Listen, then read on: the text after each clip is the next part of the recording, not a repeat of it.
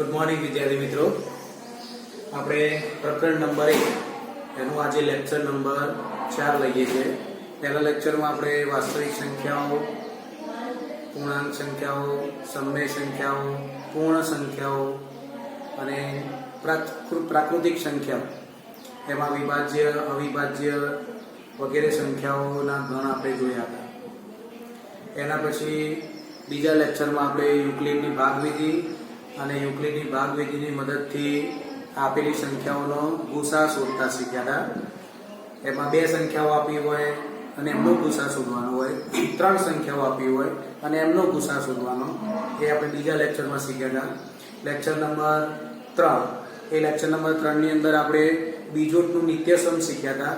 કઈ રીતે બીજોટનું નિત્યસમ સાબિત થઈ શકે છે ઉદાહરણ દ્વારા એ પણ સમજ્યા હતા. એના પછી આપણે યુક્લિડની ભાગવિધિની મદદથી દરેક પૂર્ણાંક કયા કયા સ્વરૂપનો હોય એનો આપણે કોઠો પાડ્યો હતો. અને હવે આજે આપણે એ કોઠાની મદદથી કેટલાક દાખલાઓની સાબિતી જોઈશું. હવે આવા સાબિતીના દાખલા પણ પૂછાય છે આ ચેપ્ટરમાં. આના પછીનું જે વિભાગ ભણવાનું થશે એ તો બહુ સિમ્પલ છે, અને આ સિમ્પલ જ છે, આમાં કંઈ બહુ છે નહીં. આપણે ગણીશું એટલે તમને ખ્યાલ આવશે. એક રકમ મેં તમારી સામે લખી છે, પાઠ્યપુસ્તક ઉદાહરણ છે કે દર્શાવો કે દરેક યુગ્મ ધન પૂર્ણાંક, અહીંયા ધન લીધો છે, એ કોઈ પૂર્ણાંક q માટે 2q સ્વરૂપમાં હોય અને દરેક અયુગ્મ ધન પૂર્ણાંક એ કોઈ q માટે 2q + 1 સ્વરૂપનો હોય. આપણે ગયા લેક્ચરમાં વાત કરી હતી યુક્લિડની ભાગવિધિની મદદથી. એ જ વસ્તુ અહીંયા આપણે કેટલાક વાક્યો લખીને એને દર્શાવવાનું છે. તો સૌથી પહેલું આપણે કયું સ્ટેપ લખીશું? તો આ બધું જે સ્વરૂપ છે એ સ્વરૂપ કોના આધારે આવે છે? તો યુક્લિડની ભાગવિધિ. તો પહેલા આપણે લખીશું યુક્લિડની ભાગ પ્રવિધિ મુજબ. હવે યુક્લિડની ભાગ પ્રવિધિ મુજબ આપણે જનરલ સૂત્ર લખીએ તો કયું આવતું હતું કે કોઈ પૂર્ણાંક a માટે bq + r થાય જ્યાં r ની કિંમત 0 કરતા મોટી કાં તો 0 જેટલી અને કોના કરતા નાની? b કરતા નાની. અને તથા એક વસ્તુ આપણે વધારો ઉમેરીશું a માટે કે એ ધન પૂર્ણાંક છે. તો કારણ એનું લખીશું આપણે રકમ મુજબ. આ ભૂલી જશો તો વાંધો નહીં, પણ આપણે સમજીએ કે અહીંયા યુગ્મ ધન પૂર્ણાંકની વાત કરી છે એટલે આપણે એ ધન પૂર્ણાંક લઈ લીધો છે રકમ મુજબ. હવે જો b ની કિંમત લઈએ, જો b બરાબર 2 હોય તો ગઈકાલે આપણે b ની અલગ અલગ કિંમતો લીધી, 2, 3, 4 અને 5. બે કિંમતો માટે r બરાબર શું હોઈ શકે? તો 0 કે 1. b બરાબર 3 લઈએ તો 0, 1 અને 2 r ની કિંમતો. b બરાબર 4 લઈએ તો r ની કિંમત 0, 1, 2, 3 અને b બરાબર 5 લઈએ તો r ની કિંમત 0, 1, 2, 3 અને 4. હવે આના આધારે આપણે દરેક પૂર્ણાંકો લીધા હતા. અહીંયા આપણે સમજીશું કે 2q અને 2q + 1 સ્વરૂપમાં જવાબ લાવવાનો છે એટલે આપણે b ની કિંમત ફરજિયાત કેટલી લઈશું? 2. જો અહીંયા 3q કે 3q + 1 સ્વરૂપ હોય તો અહીંયા 3 લઈ લેવાના, અને અહીંયા 4q અને 4q + 1 હોય તો b ની કિંમત 4 લઈ લેવાની. b ની કિંમત 4 લો એટલે r ની કિંમત 0, 1, 2 અને 3 આના ઉપરથી.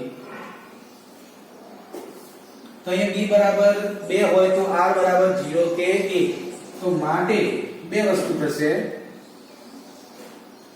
અહીં કિંમત મૂકીએ તો a બરાબર b ની જગ્યાએ 2 મૂકીએ, q + r ની જગ્યાએ આપણે 0 મૂકીએ તો 2q આવે.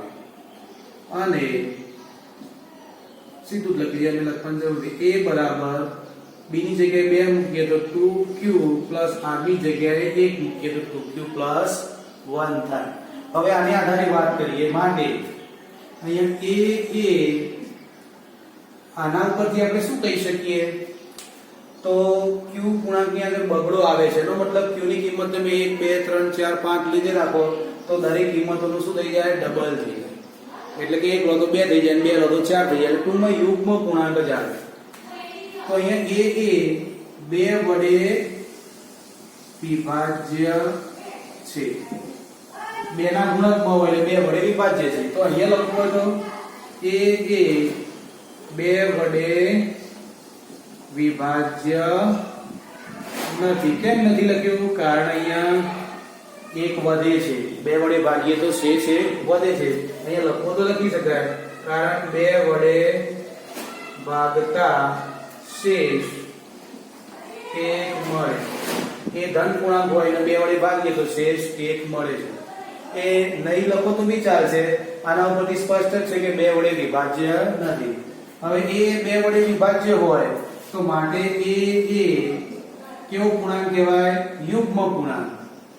એ યુગ્મ પૂર્ણાંક છે. પણ અહીંયા આપણે એ કેવો લીધો છે? ધન પૂર્ણાંક લીધો છે. તો માટે અહીંયા આપણે શું લખી દઈશું? એ ધન યુગ્મ પૂર્ણાંક છે. અહીંયા લખવું હોય તો એ ધન અયુગ્મ પૂર્ણાંક છે. તો આમ આપણે દાખલાની સાબિતી પૂરી. આમ લખી દઈએ કે દરેક યુગ્મ પૂર્ણાંક યુગ્મ ધન પૂર્ણાંક કયા સ્વરૂપનો છે? 2q સ્વરૂપનો છે. અને અહીંયા લખી દઈએ કે દરેક ધન અયુગ્મ પૂર્ણાંક અથવા તો દરેક અયુગ્મ ધન પૂર્ણાંક બી લખી શકાય. પહેલા આપણે લખીએ દરેક અયુગ્મ ધન પૂર્ણાંક 2q + 1 સ્વરૂપનો હોય.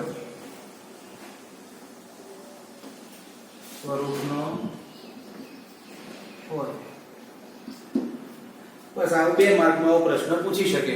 જો ફરી એક વખત સમજી લઈએ કે રકમ જોઈને ગભરાઈ ના જતા કે આ દાખલો ના આવડે, બહુ સિમ્પલ જ હોય છે.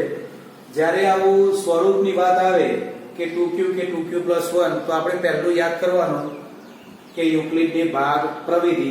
આ તમને મોઢે હોવું જોઈએ. 1 માર્કમાં પૂછી પણ શકે VSD માં કે યુક્લિડની ભાગ પ્રવિધિ હોય તો a = bq + r. એને આપણે શું કહીશું? 2 3 4 પહેલા 2 અક્ષરનો શબ્દ, ભાજ્ય, b ભાજક, q ભાગફળ અને પછી r શેષ. એમાં b r ની કિંમત 0 કરતા મોટી અને b કરતા નાની હોય. અને અહીંયા a આપણે કોઈ પણ પૂર્ણાંક હોય એની જગ્યાએ અહીંયા આપણે ધન પૂર્ણાંકની વાત કરી છે તો એ આપણે ધન પૂર્ણાંક જ લઈ લીધો. પછી જોવાનું કે 2 છે એટલે એનો મતલબ b = 2 લેવાનો થાય. b = 2 લઈએ તો r = 0 ને 1 મળે. એ ઉપર કિંમત મૂકી દો એટલે a = 2q મળે ને a = 2q + 1 મળે. આને આધારે આપણે કહી શકીએ કે a છે એ 2 વડે વિભાજ્ય છે. આને આધારે કહી શકીએ કે 2 વડે વિભાજ્ય નથી કારણ કે એક શેષ વધે છે. અને 2 વડે વિભાજ્ય સંખ્યા હોય બધી શું કહેવાય? યુગ્મ કહેવાય. 2 વડે વિભાજ્ય ના હોય બધી સંખ્યાઓ કઈ કહેવાય? અયુગ્મ કહેવાય. અને આગળ ધન શબ્દ આપેલો છે એટલે ધન અયુગ્મ પૂર્ણાંક, ધન યુગ્મ પૂર્ણાંક. આમ દરેક ધન યુગ્મ પૂર્ણાંક કયા સ્વરૂપનો હોય? તો ઉપર જે સ્વરૂપ હતું એ 2q સ્વરૂપનું હોય અને અહીંયા 2q + 1 સ્વરૂપનું હોય. હવે આના પછી એક બીજો દાખલો જોઈએ એટલે તમને વધુ સમજણ પડશે. જો વિદ્યાર્થી મિત્રો, એક બીજું ઉદાહરણ મેં લખ્યું છે. દર્શાવો કે કોઈ પણ અયુગ્મ ધન પૂર્ણાંક એ કોઈ પૂર્ણાંક q માટે 4q + 1 અને 4q + 3 સ્વરૂપમાં હોય. હવે મેં તમને વાત કરી હતી કે સ્વરૂપની વાત આવે એટલે તમારે સૌથી પહેલા કોને યાદ કરવાનું? યુક્લિડ. તો યુક્લિડની ભાગ પ્રવિધિ મુજબ a = bq + r જ્યાં 0 > r < b તથા એ ધન પૂર્ણાંક છે. આટલી વસ્તુ થઈ ગઈ. હવે જો b બરાબર b ની કિંમત ધારવાની. તો મેં તમને એક ટ્રીક સૂચવી હતી કે b ની કિંમત જ્યારે ધારવાની હોય તો અહીંયા જોવાનું કે q ની જોડે કયો સહગુણક છે 4. તો અહીંયા આપણે b ની કિંમત કેટલી લેવાની 4. જો b બરાબર 4 હોય તો r બરાબર શું હોય છે કે 0 1 2 કે 3 હોય તો આપણે 4 ખાના પડશે. તો માટે આપણે સૌથી પહેલા લઈએ r બરાબર 0 માટે તો a બરાબર 4q બને. પછી a બરાબર 4q પ્લસ 1 બને. પછી a બરાબર 4q પ્લસ 2 બને. અને છેલ્લે a બરાબર 4q પ્લસ 3 મળે. એટલે r બરાબર 0 મૂકીએ એટલે 4q આવે. b ની જગ્યાએ આપણે 4 મૂક્યા જુઓ અને r ની જગ્યાએ શું મૂક્યા આપણે 0 તો આપણને 4q મળે. અહીંયા 1 મૂકીએ તો 4q પ્લસ 1 મળે. 2 મૂકીએ તો 4q પ્લસ 2 મળે. 3 મૂકીએ તો 4q પ્લસ 3 મળે. હવે આપણે આ બે વસ્તુ પર ફોકસ કરવાની છે. પણ આ બે વસ્તુ પર ફોકસ કરવાની હોય તો આપણે શું સાબિત કરવું પડે કે બંને અયુગ્મ છે, જ્યારે બાકીના બે યુગ્મ છે દર્શાવવા પડે. તો આપણે અહીંયા આના ઉપરથી લખી શકીશું કે a બરાબર 4q છે. તો a બરાબર 4q હોય એનો મતલબ શું થાય કે 2 વડે વિભાજ્ય તો હોય. એને આપણે આ રીતે પણ લખી શકીએ 2 કૌંસમાં 2q. તો એનો મતલબ જે યુગ્મ પૂર્ણાંક છે એને 2 વડે ગુણો તો બી એ યુગ્મ પૂર્ણાંક જ રહેવાનો. એટલે 4q છે એ યુગ્મ પૂર્ણાંક માટે આવે. બીજું એવું છે અહીંયા કે 4q પ્લસ 2 તો આ પણ બે આમાંથી સામાન્ય નીકળે છે એટલે અંદર 2q પ્લસ 1 હોય. એટલે આ અયુગ્મ છે એને 2 વડે ગુણ્યો છે. અહીંયા આપણે બે સામાન્ય લઈએ તો આ યુગ્મ છે 2q એને 2 વડે ગુણ્યો છે.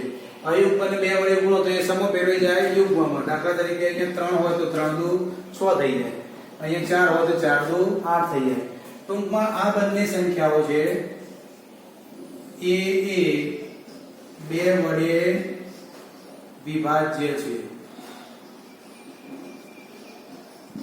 અહીંયા પણ શું આવે એ 2 વડે વિભાજ્ય છે. તો આ બંને ઉપરથી આપણે શું લખી શકીએ કે આ બંને સ્વરૂપો એ યુગ્મ માટેના છે. તો બાકીના બે એ કેવા થઈ જાય અયુગ્મ માટેના થઈ જાય. અહીંયા લખવું હોય તો અહીંયા માટે એ 2 વડે વિભાજ્ય નથી 4q પ્લસ 1 છે. અને અહીંયા એ 2 વડે વિભાજ્ય નથી. તો આપણે સીધું આના ઉપરથી લખી દઈશું કે આમ દરેક યુગ્મ ધન પૂર્ણાંક એ કયા સ્વરૂપનો હશે તો 4q અને 4q પ્લસ 2 સ્વરૂપનો છે. આપણે ગયા લેક્ચરમાં શીખી ગયા હતા કે કઈ રીતે દરેક યુગ્મ ધન પૂર્ણાંક આવે. તો આ બંનેમાં ઓલ્ટરનેટિવ કિંમત મૂકો. માનો કે અહીંયા 0 મૂકો તો આ 0 થઈ જાય, આ 0 થઈ જાય, પણ જવાબ શું આવે 2. 1 મૂકો તો આ 4 થઈ જાય, અહીંયા 1 મૂકો તો 4 ને 2 6 થઈ જાય. એટલે 2 4 6 આયા. 2 મૂકો તો અહીંયા 8 થઈ જાય, અહીંયા 2 મૂકો તો 4 તો 8 ને 2 10 થઈ જાય. એ પ્રમાણે બધા જ યુગ્મ પૂર્ણાંકો આ સ્વરૂપના છે. અને દરેક અયુગ્મ ધન પૂર્ણાંક કયા સ્વરૂપનો હોય તો 4q પ્લસ 1 અને 4q પ્લસ 3 સ્વરૂપનો હોય. આમાં પણ તમે કિંમત મૂકી જુઓ તો અયુગ્મ જ આવે. જેમ q ની કિંમત 0 મૂકો તો 1 જવાબ આવે, એ 0 મૂકો તો 3 જવાબ આવે, 1 મૂકો તો 5 જવાબ આવે, 1 મૂકો તો 7 જવાબ આવે. બરાબર. એ પ્રમાણે 1 3 5 7 એમ બધા સ્વરૂપો આવી જાય. પણ લખવા માટે ખાસ ધ્યાન રાખવાનું કે સ્વરૂપની વાત આવે એટલે યુક્લિડની ભાગ પ્રવિધિ લખી દેવાની. a બરાબર bq + r 0 less than or equal r less than b તથા a કેવો છે ધન પૂર્ણાંક. હવે b બરાબર 4 હોય, આ સ્ટેપ બહુ અગત્યનું છે, તો r બરાબર 0 1 2 3 હોય. હવે તમે આ રીતે 4 ભાગ પાડીને લખો અથવા તો 4 સળંગ લખો તો બી ચાલે, પણ ધ્યાન શું રાખવાનું કે 4q અને 4q + 2 છે બંને 2 વડે વિભાજ્ય સંખ્યાઓના સ્વરૂપો છે અને 2 વડે વિભાજ્ય છે અને એ બંનેની મદદથી આ બંને ભેગા થાય ત્યારે દરેક યુગ્મ ધન પૂર્ણાંક લખાય. એકલા આના ઉપરથી દરેક યુગ્મ ધન પૂર્ણાંક ના લખી શકાય, કારણ આમાં તમે 1 લો તો 4 જવાબ આવે, 2 લો તો સીધો 8 જવાબ આવે, 6 જવાબ આવતો નથી, 2 પણ જવાબ આવતો નથી. એટલે આ 2 વડે વિભાજ્ય ખરું, આ પણ 2 વડે વિભાજ્ય ખરું, પણ આ બંને સ્વરૂપો ભેગા કરો તો જ દરેક યુગ્મ ધન પૂર્ણાંક બને. એટલે કે બધા યુગ્મ સંખ્યાઓ ત્યારે જ આવે જ્યારે બે ભેગા કરો તો જ. એ જ પ્રમાણે આનું પણ એવું છે કે આમાં તમે એ 2 વડે વિભાજ્ય નથી બરાબર, આ પણ 2 વડે વિભાજ્ય નથી બરાબર, પણ આ બંને ભેગા કરીએ ત્યારે દરેક અયુગ્મ ધન પૂર્ણાંક બને. બધા જ અયુગ્મ લેવા હોય તો આ બંને જોઈએ. જ્યારે આની પહેલામાં શું હતું કે ફક્ત આપણે 2q + 1 લખી દેતા હતા, તો આમાં બધા અયુગ્મ આવી જતા હતા કે તમે 0 લો તો 1 જવાબ આવે, 1 લો તો 2 કા 2 ને 1 3, 2 લો તો 2 તો 4 ને 1 5, બધા જ અયુગ્મ આવતા હતા. જ્યારે 4 ની વાત આવે ત્યારે 4q + 1 ને 4q + 3 બંને સ્વરૂપો ભેગા મળે તો જ એ બધા અયુગ્મ પૂર્ણાંકો બને. અને યુગ્મ ધન પૂર્ણાંક માટે આ બંને ભેગા મળે ત્યારે એ યુગ્મ ધન પૂર્ણાંક બને. તો હવે આ દાખલામાં ખ્યાલ આવી ગયો કે કઈ રીતે ગણવાના. આપણે 2 વાળા જોયા, 4 વાળા બી જોયા. આ બંનેમાંથી ગમે તે કોઈ દાખલો 2 માર્કમાં કે 3 માર્કમાં તમને પૂછી શકે, તો આ રીતે તમે લખો એટલે પૂરતું છે. હવે એના પછી આગળ એક બીજો દાખલો જોઈએ. જો વિદ્યાર્થી મિત્રો, અહીંયા મેં એક રકમ લખી છે. હવે તમે બોલો એ પ્રમાણે આપણે ગણીએ. સૌથી પહેલું તો દરેક અયુગ્મ ધન પૂર્ણાંક એ કોઈ પૂર્ણાંક q માટે 6q + 1 અને 6q + 3 અથવા 6q + 5 પ્રકારની હોઈ શકે. તો તમે સમજી ગયા છો કે આ સ્વરૂપની વાત આવી એટલે યુક્લિડની ભાગ પ્રવિધિ લખવાની. યુક્લિડની ભાગ પ્રવિધિ મુજબ a બરાબર bq + r, જ્યાં r ની કિંમત 0 અથવા 0 કરતા મોટી અને b કરતા નાની, અને એ ધન પૂર્ણાંક છે. અહીંયા ધનની વાત છે. એટલે હવે સૌથી પહેલા તમારે આ બોલવાનું છે કે b ની કિંમત આપણે કેટલી લઈશું. બધા મનમાં વિચારી રાખો. રકમમાંથી શોધો કઈ હશે b ની કિંમત. બોલો કઈ હશે? 6.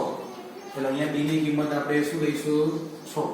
હવે b ની કિંમત 6 હોય તો હવે તમે મનમાં વિચારી રાખો કે r ની કિંમત કેટલાથી કેટલા સુધી હોય. તો 0 1 2 3 4 અથવા 5 હોય. r બરાબર 0 1 2 3 4 5 સુધીની હોય. હવે આટલી કિંમતો થઈ એટલે આપણે 1 2 3 4 5 અને 6 સ્વરૂપો મળશે. તો આપણે દરેક લખી દઈએ 6 સ્વરૂપો. તો માટે a બરાબર, સૌથી પહેલા આપણે તમને ખ્યાલ હોય તો આવું પણ વિભાગ તમે પાડી શકો કે અમે જે 3 રાઉન્ડ કર્યા એને આપણે પહેલા લખીએ. b ની જગ્યાએ આપણે 6 મૂકવાના છે એટલે 6q, r ની જગ્યાએ 0 મૂકીએ એટલે 6q થાય.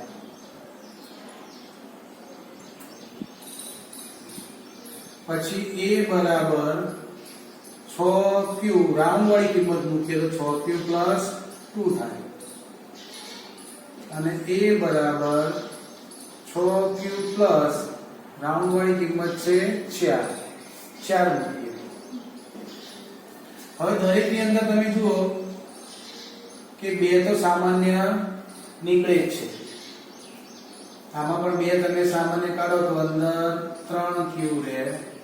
અહીંયા 2 સામાન્ય કાઢો તો અંદર 3q + 1 રહે. અહીંયા 2 સામાન્ય કાઢો તો અહીંયા 3q પ્લસ 2 રે. આનો અર્થ એવો થાય કે આ બધી સંખ્યાઓ 2 વડે વિભાજ્ય થાય. એટલે આ બધી સંખ્યાઓ એ 2 વડે વિભાજ્ય છે. હવે આપણે બીજા સેક્શનમાં જઈએ. આ બધી 2 વડે વિભાજ્ય થઈ. આ સ્ટેપ લખવું એ જરૂરી નથી, માત્ર આપણે સમજવા માટે જ લખ્યું છે કે આમાં તમે કોઈ પણ કિંમત લો, છેલ્લે બે પણ ગુણાવાની 2 વડે ગુણાવાની, નો મતલબ 2 વડે કેવી હોય? વિભાજ્ય. અહીંયા તમે q ની જગ્યાએ કોઈ પણ કિંમત xyz મૂકો, જે બી જવાબ આવે એને છેલ્લે તમારે કોને સાથે ગુણવાના છે? 2 ગુણવાના છે. એનો મતલબ એ 2 વડે વિભાજ્ય થવાની છે. અહીંયા પણ એવું છે, q ની જગ્યાએ ગમે તે કિંમત મૂકો, છેલ્લે કોની સાથે ગુણાવાની છે? 2 સાથે. એટલે 2 વડે વિભાજ્ય થવાની છે.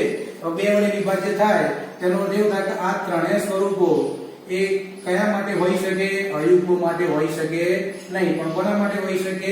યુગ્મ માટે હોઈ શકે. હવે અહીંયા બાકીના સ્વરૂપો લઈએ તો 1 મૂકીએ તો b ની જગ્યાએ 6q પ્લસ 1. અહીંયા લખીએ a બરાબર 6q પ્લસ 3 મૂકીએ તો 6q પ્લસ 3. અને છેલ્લે a બરાબર 6q પ્લસ 5. હવે દરેકમાં આપણે જોઈ શકીએ છીએ કે 2 સામાન્ય નીકળતા નથી. એનો અર્થ એવું થાય કે ત્રણે ત્રણ સ્વરૂપો એ કેવા છે?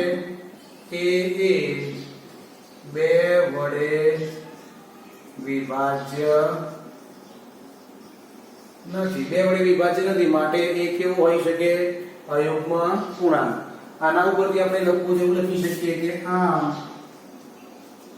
દરેક યુગ્મ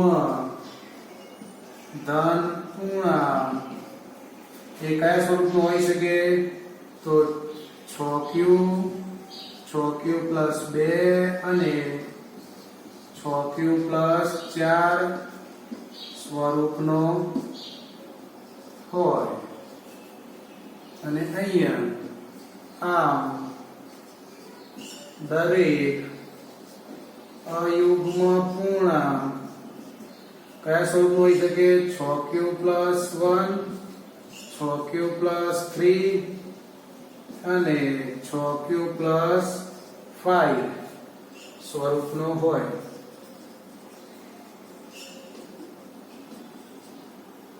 હવે મેં તમને જે લખાણ આપ્યું છે એ લખવા માટે બી ચાલે, અને જો યુગ્મનું કીધું હોય તો એના માટે પણ ચાલે. આ રીતે જ લખી દેવાનું.